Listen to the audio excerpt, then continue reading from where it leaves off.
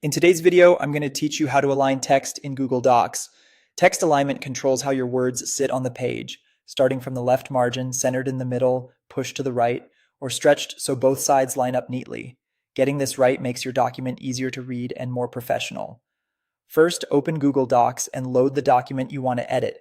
You can do this from your recent files or by uploading a new one. Once it's open, make sure your cursor is in the main body of the document so your changes apply where you expect.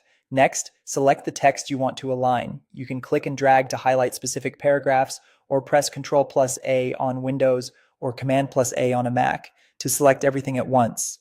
Alignment applies at the paragraph level, so even a small selection inside a paragraph will align the entire paragraph. If you make a change you don't love, just undo it.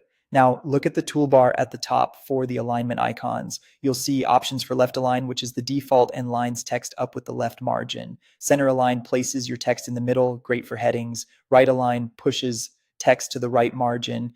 And justify spreads text, so both the left and right edges are aligned, creating that polished column-like look. Click the option that matches what you're aiming for, and your selection updates instantly. If you don't see the toolbar or your window is too narrow, use the menu instead. Click Format, then Align and Indent, and choose Left, Center, Right, or Justify. This method does the exact same thing and is handy when icons are hidden.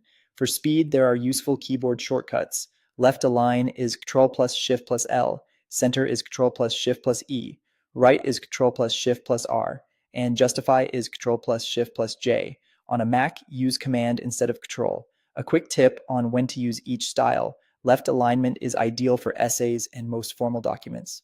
Center alignment works best for titles or short callouts. Justify can give a clean book-style layout, though you'll want to scan for any awkward spacing and narrow columns. And that's it. If this tutorial helped, give it a like and subscribe for more clear, practical Google Docs tips.